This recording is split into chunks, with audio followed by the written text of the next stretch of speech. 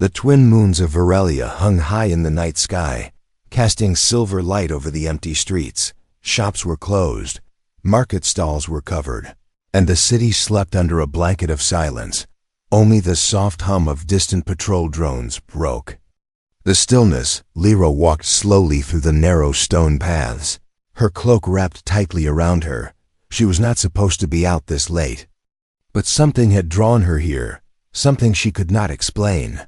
Her feet stopped at the old fountain in the center of the square, its water frozen under the cold air. That was when she felt it, the strange sensation of being watched. She turned her head slightly, scanning the dark corners. From the edge of her vision, she caught sight of a tall figure standing under the shadow of a crumbling wall. He wore a long dark cloak and a silver mask that glimmered faintly under the moonlight. He did not move, he did not speak. It was as if he was carved out of the night itself. Lyra's heart began to beat faster. No one in Varelia dressed like that. Not anymore. The war with the humans had ended years ago, and all human clothing and artifacts had been destroyed or banned. So why was this man wearing something so forbidden? Was he a human? No, that was impossible. Humans had been driven from this planet long ago, and yet there was something about him, the way he stood, the way his eyes shone faintly through the mask's holes, that made her doubt everything she had been taught. She took a step forward, her voice trembling as she called out, "Who are you?" The figure tilted his head slightly, as if considering her question. Then, without a word, he stepped back into the shadows. But just before he disappeared, something small and metallic fell from his hand, landing near her feet. Lyra looked down and saw a strange object, unlike anything she had ever seen. It was smooth, cold to the touch, and it pulsed with a soft blue light. She bent down and picked it up, feeling a strange warmth spread through her fingers. The glow grew brighter for a moment, then faded again. She looked up, but the masked man was gone. The alley where he had stood was empty. Her eyes searched every corner, every shadow, but there was no trace of him. It was as if he had vanished into thin air. A sudden gust of wind swept through the square, making her cloak flutter. She clutched the strange object tightly and glanced around nervously. This was dangerous. Her people had strict laws about human artifacts. Anyone caught with one could be arrested. Or worse, she should have dropped it right there, let it roll into the drain. But she didn't. Something deep inside her told her this was important, that this was meant for her. She hid the object inside her cloak and hurried home. Her house stood on the edge of the city, near the old walls that had once protected them from human attacks. Inside, she closed the door quietly and lit a small lantern. The glow revealed the strange device in her hands. It was no larger than her palm, yet it seemed to hum with energy. On one side was a small circular button. Her curiosity burned. She knew she should not press it, but she could not stop herself. With a soft click, the device came to life. A beam of light shot upward, forming a floating hologram above her table. It was the masked man, speaking in a language she had never heard before. The words were strange, almost musical, but the tone was urgent. His eyes looked straight at her, as if he could see her even now. Then the image flickered and disappeared, leaving her in silence. Once more, Lyra sat frozen, her mind racing. Who was he? Why had he given this to her? And what did his warning? For she was sure it had been a warning mean. She didn't have the answers, but one thing was certain. Her life had just changed. Forever, outside. The twin moons continued their slow path across the sky. Somewhere in the shadows, the masked human watched the window of her home. And in that quiet night, a chain of events began, one that would shake the entire world of Varelia. Lyra barely slept that night. The strange object lay on her table, glowing faintly in the dark, as if it were alive. Every time she closed her eyes, she saw the masked man's gaze, cold, yet full of something she could not name. Curiosity pulled at her like an invisible thread. She knew she should hide the device, lock it away, forget it existed. But the thought of not knowing the truth felt worse than the danger. By morning, the city had awakened with its usual noise. Merchants shouting in the marketplace, children running in the streets, patrol drones buzzing overhead. Yet Lyra felt as if she was walking in a different world, a world where a single object could change everything. She kept the device hidden inside her cloak, her fingers brushing against its smooth surface now and then. Its warmth felt strangely comforting, almost like it wanted her to keep it close. When she reached the old library, she slipped inside quietly. The building was dusty, the air filled with the smell of forgotten books and history no one dared to read. Most of the shelves were empty, the banned human texts long burned after the war.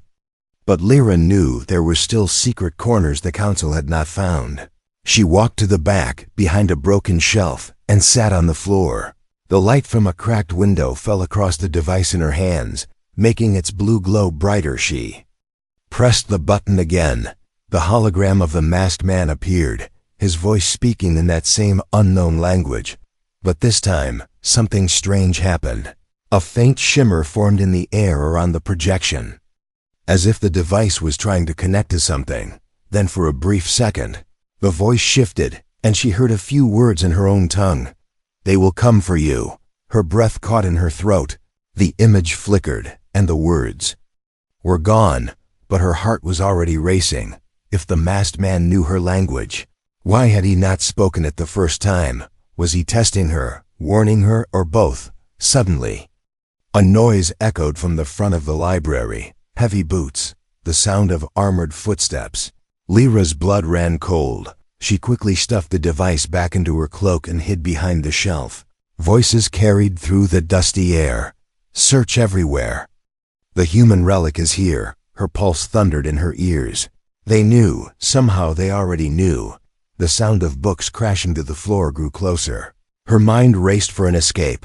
Then she remembered the old service hatch at the back of the library, half buried under fallen shelves. She crawled toward it, pushing the wood aside. The gap was small, but just enough for her to slip through.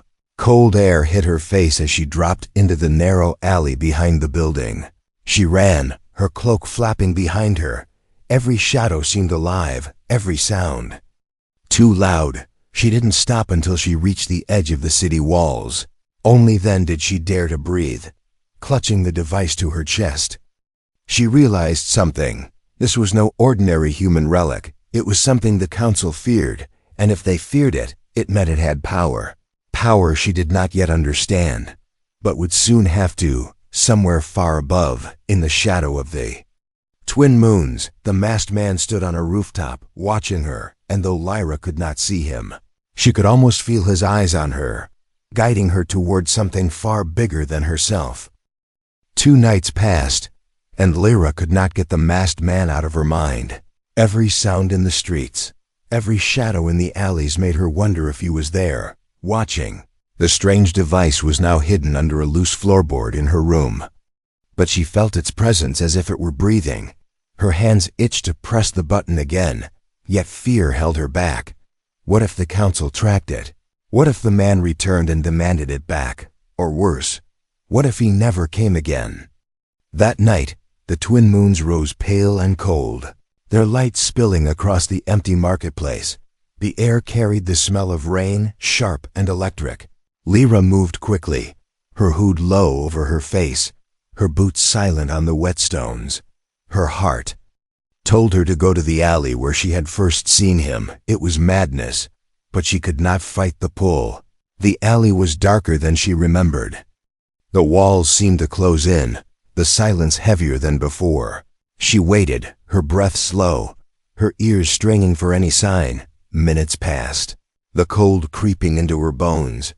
Then, a sound soft as a whisper came from behind her. She spun around, and there he was. The masked man stood at the mouth of the alley, water dripping from the edge of his cloak. His silver mask gleamed under the faint moonlight. Lyra's voice came out in a shaky whisper. "Who are you?" This time he answered, his voice low and calm. "You shouldn't have activated it." The words sent a shiver down her spine. "How do you know my language?" she asked, stepping closer. He didn't reply. his head turning slightly as if listening to something she could not hear. Without warning, he crossed the distance between them and grabbed her wrist. Before she could pull away, he pulled her into the shadows of the alley.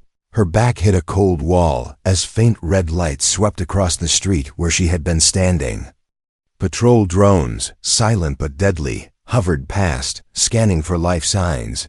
"They are watching you now," he whispered, his voice carrying both warning and urgency. She swallowed hard. "Why?" "Because you have something they want, and they will not stop until they have it." He led her deeper into the alley, past locked doors and broken gates, until they reached a hidden passage she had never noticed. The walls were carved with strange marks, part alien, part human. She hesitated at the entrance, but his grip on her wrist was firm. "This is the only safe place left for you," he said, and in that moment, she realized something. She was already part of something far larger than she could understand, and there was no turning back. The passage was narrow and damp, the air heavy with the smell of stone and metal. Drops of water fell from the ceiling. Echoing in the silence, Lyra's footsteps were uncertain, but the masked man moved with steady precision. It was clear he had walked this path many times before. The further they went, the colder it became. The sounds of the city fading until there was only the soft rhythm of their breathing. Finally, the tunnel opened into a vast underground chamber. Lyra froze, her eyes widening at the sight before her. It was like stepping into a forbidden stream. Every surface was filled with objects she had only heard about in whispered stories, human relics. There were strange metal machines with silent wheels, glowing panels covered in dust, weapons locked inside transparent cases. Old books sat stacked in corners, their pages yellow and fragile. She felt as if she had stepped back in time, into a world that was never supposed to exist again. "What is this place?" she asked, her voice almost a whisper. The masked man looked around the chamber as if guarding it with his eyes. "This is the last memory of a war both sides want to forget," he said slowly. Lyra's gaze fell on a large table in the center of the room, covered with maps. She stepped closer and saw that they were maps of Aurelia, but not the ones she knew. These maps showed tunnels beneath the streets, hidden entrances, and strange red marks on certain locations. Her fingers brushed over the strange device in her cloak. "Why did you give this to me?" she asked. The masked man finally turned to face her fully. "Because it is not just a device," he said. "It is a key." "A key to what?" she asked, her voice unsteady. "To something that can save your world," he replied, "or destroy it," before she could ask more. The chamber trembled slightly. A faint rumble came from somewhere above, followed by the distant hum of engines. The masked man's eyes sharpened behind the silver mask. "They are getting closer," he said. "We have little time." Lyra's heart pounded. She didn't even know who they were, but she knew they were dangerous. Every instinct told her she should run, but a stronger feeling told her she had to stay. The masked man reached for the maps, rolling them up quickly and placing them inside his cloak. "From this moment," he said, "you are part of this fight." She hesitated, her mind screaming at her to refuse. But when his gloved hand reached out toward her, she found herself taking it without thinking, and together they disappeared into the deeper tunnels, leaving the silent chamber of forbidden relics behind. The tunnels shook as a deep metallic hum filled the air. Lyra glanced over her shoulder and saw faint red beams dancing across the walls. They were coming. The masked man tightened his grip on her hand and pulled her forward, his pace quick and "Sure, don't stop, no matter what you hear," he said, his voice low but firm. The narrow path twisted sharply, forcing them to weave between broken pillars and collapsed stone. Lyra's boots splashed through shallow pools of water, the cold biting at her legs. The sound of pursuit grew louder, the echo of armored footsteps, the whir of drone wings slicing the air. Her breath came fast, not just from running, but from the fear clawing at her chest. Suddenly, a beam of red light sliced through the darkness ahead. A drone dropped from the ceiling, its scanners flashing. The masked man moved in an instant, pulling a small metal sphere from his belt and throwing it at the drone. It exploded in a burst of blinding white light, the machine crashing to the ground in a shower of sparks. "Move," he ordered. They ran again, turning into a wider tunnel. Here, the walls were lined with strange glowing symbols, both alien and human. Lyra's eyes caught on one in particular, a spiral surrounded by stars. She wanted to ask what it meant, but another sound cut her off, the grinding of metal as a gate slammed shut behind them. "They're sealing the exits." She gasped. "I know," he said, without slowing. Ahead, the tunnel split into 3 paths. The masked man didn't hesitate. Taking the one to the far right, Lyra realized he wasn't just running. He knew this place like the back of his hand. And yet, there was something about the way he kept glancing upward, as if tracking time against something unseen. A sudden voice echoed through the tunnel. Mechanical and cold. "Hand over the relic, and you will be spared." Lyra's heart pounded harder. She looked at the masked man, expecting him to answer. Instead, he stopped so suddenly she nearly collided with him, in the distance ahead. A faint light glowed, their way out. But between them and freedom stood 3 armored figures, their weapons aimed. The masked man stepped in front of her, his body tense. "Stay behind me," he said. In one swift move, he pulled a short, curved blade from under his cloak, its edge glowing faintly blue. The figures advanced, their armor clinking with each step. Lyra gripped the device inside her cloak, feeling its warmth grow stronger, almost pulsing with her heartbeat. She didn't understand it, but somehow she knew. If it fell into their hands, everything would be lost. The masked man moved first, striking with speed too fast for her eyes to follow. Sparks flew, metal clashed, and the tunnel filled with the sharp ring of steel. One of the armored figures fell, another staggered back. "Go," he shouted. But Lyra didn't move. She couldn't leave him, not after everything. Another figure lunged at him, and without thinking, Lyra stepped forward, holding the device out like a shield. It flashed brilliantly, a surge of light flooding the tunnel. The attackers froze for a fraction of a second, enough for the masked man to take them down. When the light faded, she stood there, trembling, the device still warm in her hands. The masked man looked at her for a long moment, his breathing heavy. "Now you see," he said, "why they will never stop chasing us." And without another word, they ran toward the light ahead. They burst out of the tunnel into the cold night air. The city lights shimmered in the distance, but they were far from safety. Both of them breathed hard, their footsteps crunching on loose gravel as they crossed an abandoned courtyard. Wind carried the faint smell of smoke from somewhere far away. Lyra's mind spun with questions, but her chest still heaved from the run. They reached the shelter of a crumbling wall. The masked man leaned against it, scanning the shadows for movement. His blade still glowed faintly, drops of rain sliding down its edge. "You should not have done that," he said, his voice low. "I wasn't going to leave you," Lyra replied, still gripping the device in her hands. For a moment, silence stretched between them, broken only by the wind. Then a faint whirring sound made her look up. A patrol drone hovered above, its scanner beam sweeping down toward them. Before she could react, a shot cracked the air. The beam struck the side of the wall, sending shards of stone flying. The masked man pushed her aside, raising his arm to block the impact. The force knocked him to the ground, and his silver mask struck the stones with a sharp metallic sound. It slid off, landing near her feet. Lyra froze, her eyes fixed on the face now revealed to the moonlight. It was not what she expected. His skin was pale like a human's, but faint patterns of glowing lines traced across his temples and cheeks, markings only her people carried.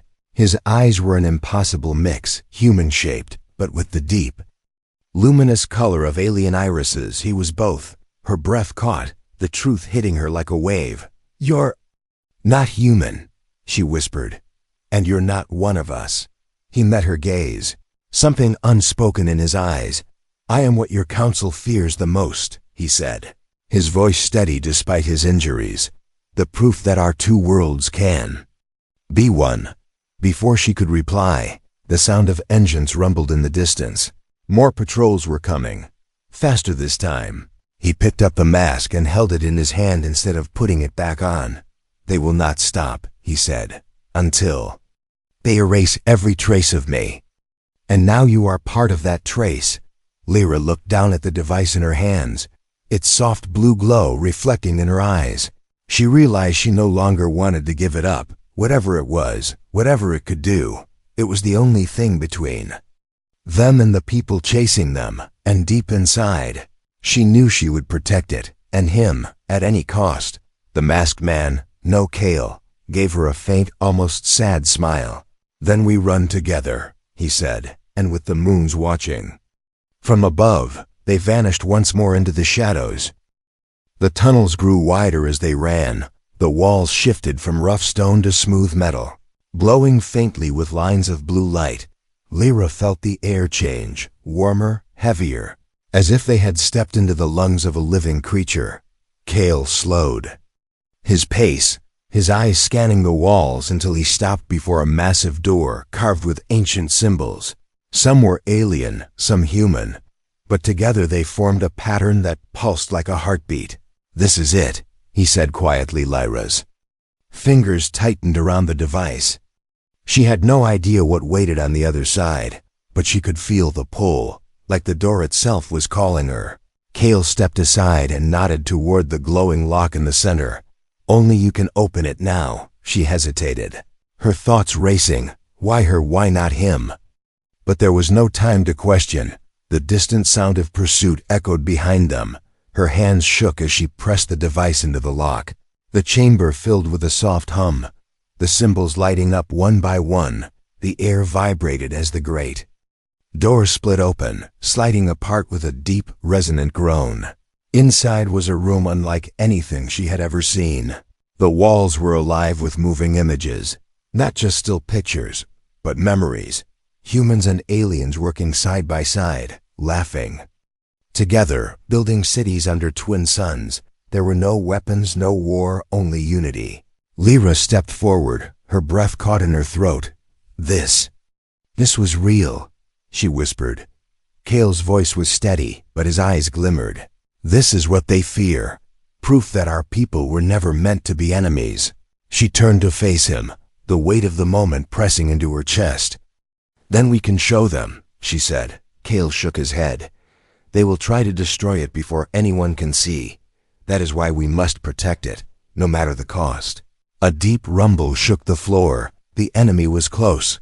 Lyra looked once more at the glowing walls, letting every image burn into her mind. She felt something shift inside her. The girl who had once walked alone under the moons was gone. In her place stood someone who knew what she was willing to fight for. Kale extended his hand, his mask hanging from his other. She took it without hesitation.